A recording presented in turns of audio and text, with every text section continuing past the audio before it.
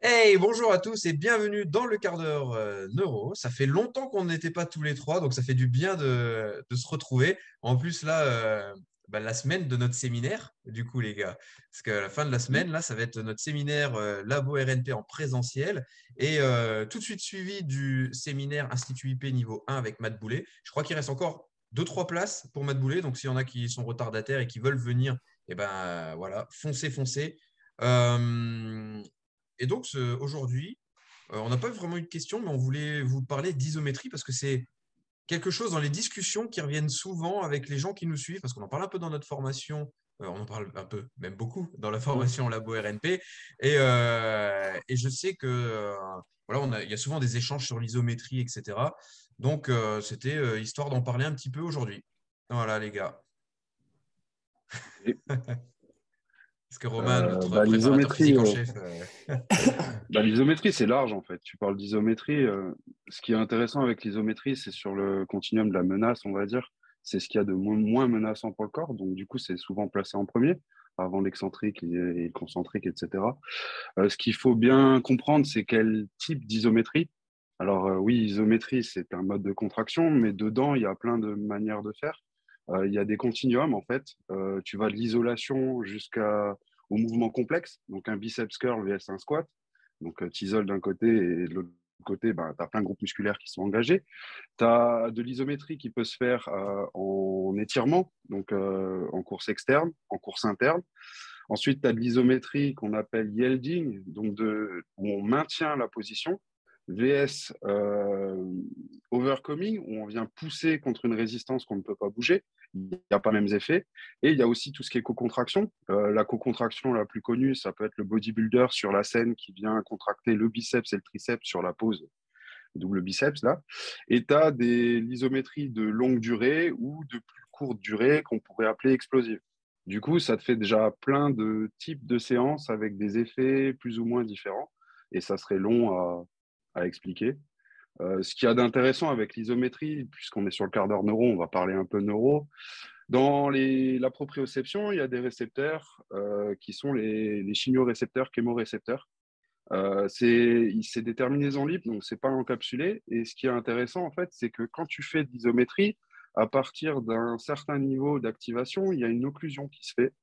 Cette occlusion va changer, en fait, l'aspect chimique à l'intérieur du muscle, va donner des informations sur le muscle, on va dire, et sur les chémorécepteurs, va donner des infos aux chémorécepteurs. Du coup, quand on a de l'occlusion, ben, on travaille sur la proprioception. Donc, l'isométrie est une manière de travailler sur la proprioception au niveau des chémorécepteurs. Et une fois qu'on lâche la contraction isométrique et que donc ça repart dans la circulation, etc., on connaît les ions H+, tous ces trucs-là, il y a des chémorécepteurs qui sont plus systémiques, on va dire, donc dans le système. Et donc, du coup, ça te permet de travailler sur la proprio de manière générale, on va dire. Enfin bref, on pourra aller loin là-dessus, mais l'isométrie, ouais, ça permet de cibler les chémorécepteurs, par exemple. Donc, c'est intéressant d'un point de vue proprio pour l'aspect neuro, réflexion neuro. Bon, je yes, m'arrête là.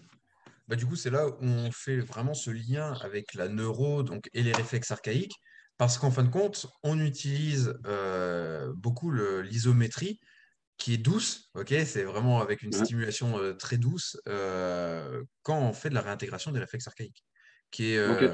je pense, alors le fait de pratiquer un exercice, un mouvement, etc., c'est important dans la réintégration du réflexe archaïque, mais je pense que la réintégration isométrique est une des bases les plus importantes dans la réintégration des réflexes archaïques. Donc c'est pour ça que c'est bien de faire des exercices, du mouvement, etc., mais que c'est encore mieux d'être formé à cette réintégration isométrique pour pouvoir amener vraiment un plus au niveau du système nerveux central pour la personne qui va être avec nous, bah, par exemple en cabinet, etc. Et ça, c'était Paul Denison euh, qui avait fait des recherches là-dessus, sur l'isométrie au niveau des réflexes archaïques, et il appelait ça l'activation axiale.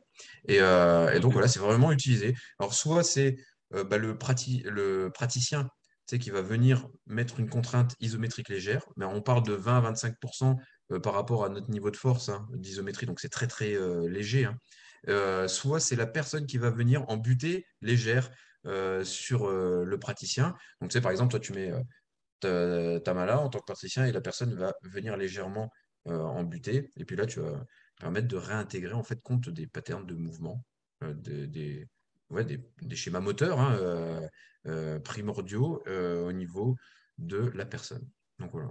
Donc ouais, moi, l'isométrie, c'est quelque chose que j'aime bien, tu vois. Et Mm. je pense même au niveau de. Donc là, on parle vraiment de l'aspect neuro. T'en as parlé là, dans la prise en charge du sportif, tu sais, au niveau des contractions, tu vois, qu'on peut Mhm. apporter dans l'entraînement. Euh, Moi, je sais que j'adore l'isométrie dans l'entraînement, tu vois. Puis comme je suis pas un mec qui a beaucoup de force, bah, ça m'arrange des fois de faire de l'isométrie parce que je passe peu de contraintes en fait compte sur mon corps. Et je trouve ça vraiment intéressant parce qu'on sait qu'il y a pas mal aussi tu sais, d'études qui ont été faites sur tout ce qui est tendinopathie au niveau de l'isométrie. Ouais, Et toi, tu en parles dans la formation en plus. ouais, le Clé. premier, la première étape du protocole que j'aime beaucoup, qui est celui de Rio, Rio, ouais. Ebony Rio, c'est de l'isométrie sur 2 fois 45 secondes de tête. Après, ce qui est Mm. intéressant avec l'isométrie aussi, c'est que le stimulus hormonal, il est unique en fait par rapport aux autres types de contractions. Donc au niveau épinéphrine, norépinéphrine, dopamine, etc., tu as une réponse qui est 2 fois la réponse du concentrique en moitié moins de temps. Tu as des études là-dessus, je l'ai sous les yeux, c'est Kozlowski en 1973. Donc du coup, c'est intéressant pour plein de choses, vu Mm. que la musculation, voilà. Donc oui, protocole tendinopathie, il y a un aspect aussi de glissement, etc. Ça, c'est Dr. Chris Barr. Tu peux aller chercher sur Just Flight Sports. Il y a un Mm. énorme podcast sur l'isométrie où il va te parler de tout l'aspect nutrition, diète et quel type d'entraînement pour quels effets au niveau du tendon. Raideur, compliance, tout ça, tout Mm. ça. Je pense aussi à Square One et Signal Six, où en fait l'isométrie est utilisée pour donc, c'est tout un processus de testing qui va te permettre de choisir l'articulation qui compense et les niveaux de compensation et d'aller chercher quel mouvement au niveau de cette articulation. Donc, soit sur tout ce qui concerne la rotation interne, la pronation, soit tout ce qui concerne la supination. Donc, quelle est l'articulation qui pose souci et quel est le mouvement qui pose souci dans cette articulation, dans toute la chaîne qui part du pied droit jusqu'à la main gauche, que ça soit en pronation ou en supination. Tu testes, tu trouves un peu quelle est l'action articulaire qui pose souci et sur quelle articulation. Et derrière, tu travailles en isométrie pour retravailler cette action articulaire et tu regardes. Et du coup, ça réintègre ce niveau de compensation et tu cherches un peu plus loin, un peu plus loin, un peu plus loin. Donc, c'est utilisé aussi dans plein de systèmes, en fait. Et je pense Mm. que c'est pas pour rien. Voilà. Ouais, complètement. Ouais, en termes de prise en charge bah, déjà de tendilopathie, que ce soit en force, prévention des blessures aussi, parce que ça permet Il y a des publications aussi sur la limitation de la douleur, tu sais, via les barorécepteurs, Mhm. dans le cadre de la prise en charge des blessures, dans le cadre des réflexes archaïques. Donc, tu disais Square One, etc. Ouais, il y a vraiment pas mal de choses qui se font autour de l'isométrie et on en parle un petit peu, on en voit hein, sur les réseaux sociaux. Bon, certains coachs, mais qui ont déjà un certain niveau, qui en parlent, mais je pense que c'est pas encore assez pris au sérieux dans le milieu de l'entraînement et ça mériterait d'avoir toute sa place dans un entraînement physique, Mhm. une préparation athlétique ou un retour de blessure, etc., quoi. Ouais. Mais même FRC, quelque part, ils utilisent l'isométrie. Donc, Functional Range Conditioning Mm. de Dr. André Ospina avec le Pales Raise, c'est une forme d'isométrie. Donc, c'est plus excentrique quasi isométrique. Mais Ouais. si tu regardes ça, c'est un peu le même principe aussi que tu retrouves chez Jay Schroeder avec les ISO extraits, etc. Donc, il y a un gros intérêt. Tu L'idée veux est nous simple, raconter c'est ton expérience sur les Wow, isométries extrêmes? là, c'est bon.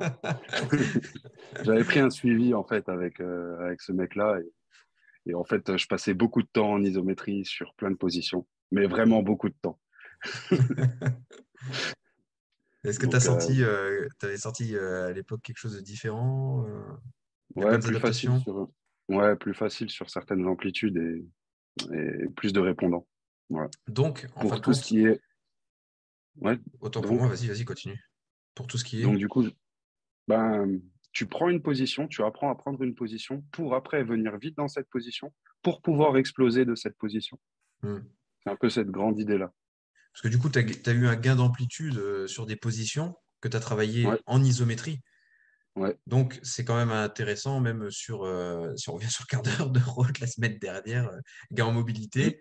Donc, en fin de compte, faut pas croire que la mobilité se fait que par du passif, quoi. Et, être actif, ça Ouais, permet d'avoir des gains en mobilité. c'est ça. Yes. Bon, ben, c'est plutôt pas mal. Seb, ça va? Merci, merci. Hein, franchement, il était cool ce quart d'heure neuro à 3. Non, j'ai rien à rajouter. Moi, je pense qu'il y a pas mal de choses qui ont été dites. Hein, donc, c'est top. Ouais. Tu utilises pas mal l'isométrie, toi? Ouais, bah après, vous avez tout dit, que ce soit en entraînement ou plus en rééducation, on va appeler ça comme ça. En fait, j'utilise l'isométrie, mais pas pour dire que j'utilise l'isométrie. C'est j'utilise l'isométrie parce que j'en ai besoin à un instant T. C'est tout, tu Hmm. vois. C'est tout ce que j'ai à dire, tu vois. C'est pas utiliser l'isométrie parce que, ouais, j'ai mis sur les réseaux sociaux, ouais. Bon, même si je partage pas grand-chose, mais Ah, mais ouais, je sais que utiliser tu de l'utilises l'isométrie. beaucoup, toi. Mais ouais, j'utilise, hein. Mais comme tout, comme des fois tu utilises l'excentrique, comme des fois tu utilises le Hmm. concentrique, comme des fois tu utilises une stimulation visuelle, comme des fois tu utilises une stimulation vestibule. En fait, c'est en fonction de moi ce que je vois, j'en ai besoin. C'est un outil parmi d'autres, tu vois. Ouais. Moi, Ouais. j'aime bien l'utiliser en guise d'activation du système nerveux central, tu sais, en fin d'échauffement, tu vois. Mm. J'aime bien venir activer, tu vois, En ce moment, le- je suis en train de tester sur moi et sur deux, trois personnes que je suis, comment on appelle ça? Assisted contractile mapping. Tu sais, les contractions isométriques de certains muscles, justement, pour venir activer. Et franchement, le résultat Ah, où plutôt. tu cherches le raccourcissement, Ouais, c'est ça. le raccourcissement total du muscle, ouais. Ouais, c'est ça. Et Ouais. les premiers résultats sont plutôt positifs. J'essaie sur moi sur deux, trois points qui, je sais, qui moi sont à travailler. Et sur quelques personnes que je suis, franchement, hein, encore une fois, c'est Mm. un peu en phase de testing et c'est plutôt pas mal. Les résultats sont plutôt encourageants, on va dire. À voir. Et Ok, donc, du coup, tu utilises ça intéressant. du côté d'un problème cervelé? Ouais, c'est ça. C'est ça pour venir. En Ok. fait, ça vient mapper en fait un certain. Ouais. Tu Mhm. sais combien de personnes, tu vois, quand tu vois par exemple en salle de fitness, il te fait n'importe quoi. Tu sais, le mec qui te fait le pec fly, tu vois, avec les cas, par exemple, tu dis, ah, j'arrive pas à sentir les pecs. Et des fois, il y en a un qui dit, ouais, je sens pas trop le pec gauche, par exemple, tu vois. Ou pareil sur le biceps, tu vois, il va faire un biceps, je dis, tiens, j'ai du mal à les sentir. Par contre, tu fais un triceps, le mec, il le sent hyper bien. Donc, déjà en premier Mm. axe. Et des fois, il dit, ouais, je sens un peu moins bien de ce côté-là que de l'autre, tu vois. Donc, du coup, Ouais. en fait, ça vient confirmer ce qu'il te dit par rapport à ce que tu observes. Et après, tu utilises ces ACM pour pouvoir remapper cette zone-là. Et en même temps, ça va travailler sur le déficit en fait, que tu as déjà Ouais, analysé avant. une Mm. mind-muscle connection, quoi. Mais Ouais, ce que tu tu fais, peux apparenter à ça, ouais. c'est un peu dans les protocoles que propose StrongFit aussi, tu vois, c'est ça, hein. C'est, Ouais. Mais ça se rejoint toujours. Mais c'est un peu ouais, c'est ça. mon phase de test actuellement. Et franchement, Top, top. les premiers Hmm. résultats sont plutôt positifs. Après, j'attends de voir tester un peu plus de personnes, en fait, tu vois. Ok. Ouais, et tu peux, la suite de ça, c'est avec les centres d'isométrie aussi, où tu Ouais, c'est vas ça. travailler sur 1 minute en course externe, 1 minute en course médiane, 1 minute en course interne, et sur plein de mouvements différents. Mais tu Ouais, vois, carrément. on a fait le quart d'heure neuro ensemble quand on parlait. C'était quoi encore? C'était par rapport à. Euh, Enfin bon, bref, ça va peut-être me revenir. Tu sais, quand on parlait justement avec le programme Full Body, et c'est ça, c'est Mm. Mhm. marrant par rapport à ce que tu détectes par rapport à l'analyse, tu vois, si tu as plus un problème des fléchisseurs, des extenseurs, et souvent tu Mm. peux aussi utiliser ces ACM par rapport à, si tu vois qu'en fonction du pattern cervelé ou plus FRPB, bah, tu peux venir Ouais, ouais, ouais. ces ACM par rapport plus aux fléchisseurs, plus aux extenseurs. Et là, ça commence à devenir Ouais, intéressant, tu vois. Mais encore une fois, c'est un peu en ouais, phase grave. de test avant de pouvoir dire, ouais, écoute, c'est le truc Et ça, tu le magique, vois, tu vois. de toute façon, tu le vois directement à la marche, ça. Ouais, S'il y a un ouais, ouais, problème de fléchisseur et d'extenseur, et derrière, par le testing c'est ça. manuel ou de force ou quoi que ce soit, tu peux confirmer ce que tu observes à la marche. Voilà. Et après, tu fais son petit ACM, bam, en fonction de tel Mm. muscle que tu as choisi, en fonction de ce que tu as vu. Et après, tu regardes si c'est mieux. Mais Ok. franchement, bien. On va dire que pour le moment, vraiment, ce qui ressort vraiment, c'est tu sais, le mec, par exemple, je dis par exemple, nouveau le pec fly parce que c'est là, tu vois un résultat tout de suite. La personne, elle le ressent tout de suite, la meilleure activation, tu vois. Maintenant, moi, j'attends de voir un peu Mm. sur le long terme et sur l'évaluation que moi je fais pour voir Mhm. vraiment si ça s'ancre et tu as des résultats, on va dire, plus durables ou tables, tu vois. Non, mais Ok. c'est logique quelque part, parce qu'on sait Et que ouf. si tu as un problème de cervelet à droite, il faut stimuler le lobe Gauche. du côté gauche, Ouais. gauche, mais donc du coup, tout ce qui est mobilisation côté droit, ça marche, tout ce qui est contraction côté droit, ça marche, et tu peux Mhm. faire évoluer tout l'entraînement de ce côté-là, en fait. Exactement. Voilà. C'est bon. Mm. De toute façon, des fois, on en parle assez souvent tous les trois, mais ouais, en Ouais, gros, c'est ouais. un peu Ouais, ouais. mon C'est dada bien. en ce moment, tu vois. Pour quelqu'un qui avait Ok. pas grand-chose à dire, bah, c'était plutôt pertinent. Donc c'est Bon, cool. voilà. Bah, comme quoi, en fin de compte, il y a tellement d'applications de l'isométrie. On pourrait presque en faire je pense, une mini formation sur l'isométrie, tellement complexe et tellement il y a de choses à dire. Mais, Ouais. mais voilà, nous, ce qui nous intéresse, c'est vrai que c'est maintenant faire les liens neuro. Information. Et C'est Fred Coase qui a fait Fred je Cossé, crois que ouais, c'est un podcast. il avait fait un Un podcast assez podcast? intéressant. Ouais, Ouais. ouais. Ouais, ouais, Ok. ouais. Fred Cossé, il avait fait un podcast Sur le intéressant. versant C'était il y a 1 an ou 2. certainement kiné, On pourrait peut-être le kiné mettre en prépa. lien. Je pense qu'on pourrait le Ouais. mettre en lien parce qu'il est facilement retrouvable hein, sur Google. Il a tellement été partagé. On Ah va ouais, le Ouais. retrouver. attends, On va le retrouver, on le mettra en lien de la Faudra que j'aille publication. l'écouter. Ok. Seb webmaster du quart d'heure neuro. Mission. Donc voilà. Non, il était pas mal. Je l'ai écouté plusieurs fois là. Son podcast, c'était bien. Ok. Yes. Ouais, je l'ai sur SoundCloud là. Parfait. Bah voilà, c'est ça, il est sur SoundCloud. Ok. Ok. Bon, parfait. Here we go. De toute façon, on se voit, nous, très très bientôt. Parce que toute Très la vite. fin de semaine, comme diraient les Québécois, toute la fin de semaine, on est ensemble. Mm. Et puis après, donc, on voit Mathieu Boulet, qui sera là pendant le séminaire Labo RNP et qui fera donc son séminaire juste à la suite. Et ça va être un grand week-end, riche d'émotions. Surtout qu'on Forte va bien probabilité. manger tout le temps. Prise de masse. Yes, ouais, masse grasse. Ok, C'est ça. bon ben, merci à toutes et à tous de toujours écouter. Vous êtes réguliers, hein, toujours aussi nombreux à écouter nos quarts d'heure neuro, ça fait plaisir. Et donc, on vous dit à bientôt pour le quart d'heure pratique. À plus. Salut! Ciao, ciao.